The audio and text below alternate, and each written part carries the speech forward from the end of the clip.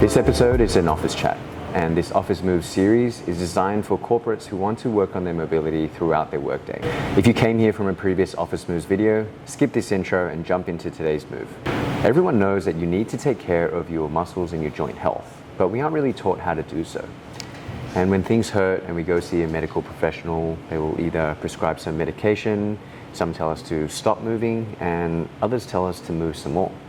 So which is it? What I found from the years of working with chronic pain clients from all walks of life, mothers, laborers, doctors, psychologists, and office workers, is that the answer is always in some form of movement. The difference in efficacy is all about the intention of how we do it.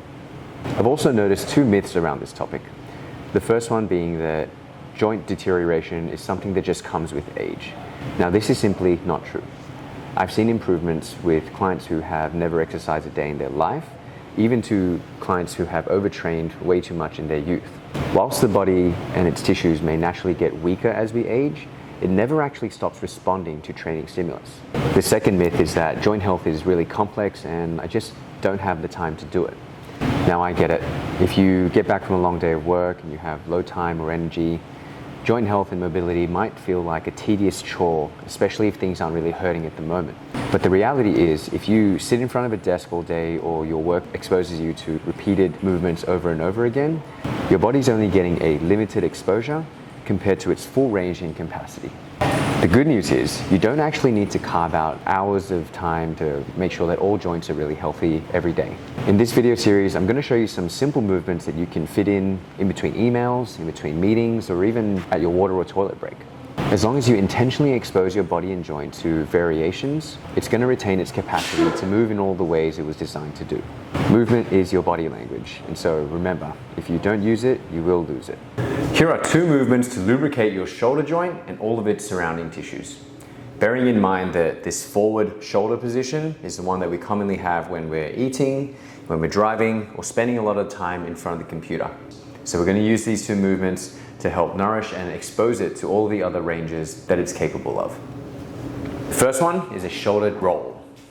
So again, bearing in mind this forward position, we're going to take our shoulder all the way up,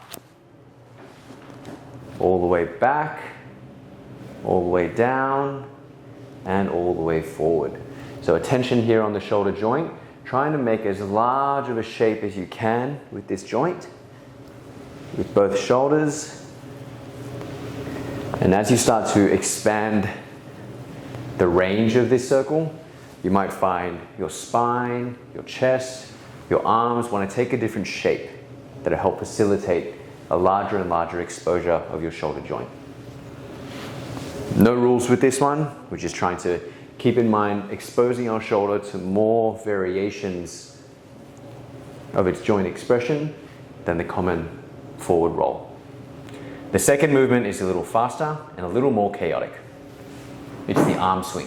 Starting with the backward circle, just to get a sense of what shape your arm can make without bumping into any old injuries or any sharp pains or any joint restrictions.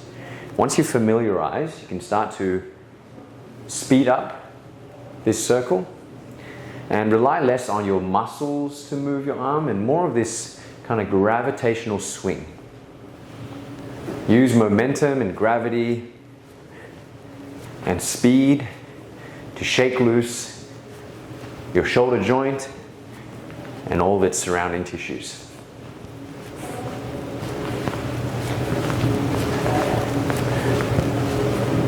Once you've done one direction, make sure you do the other. If you come across any restriction in these movements, just make a note on where they are and have the intention of just smoothing them out a little bit with each visit. As always, in terms of how many to do, just as many as you can fit into your mini break, or if you have a bit more time, 10 in each direction is always a nice place to start. In terms of how often, again, we're building an arsenal here, so if your shoulder is feeling very comfortable and fine in that movement, you probably don't need to spend that much time on it. If, on the other hand, you really enjoy this movement and it's feeling really good, do it more. I hope this series shows you that it may not be as complex as you think to maintain joint health. I hope it inspires you to take a little action every day and not underestimate the compounding effects that can have. Remember, Movement is your body's language, and if you don't use it, you will lose it. If you found this helpful, make sure you hit the like and subscribe button so you don't miss the next video. The rest of these series will give you movements for each part of your body. Rather than trying to have an exhaustive list that you feel you need to complete every day, as you practice these more, you'll start to find ones that your body resonates with a bit more. Some days the neck might want more attention, others the wrist or the legs might. Make sure you save any videos that you like, and you can build yourself a little arsenal that you can pull from as and when you need. Speak soon.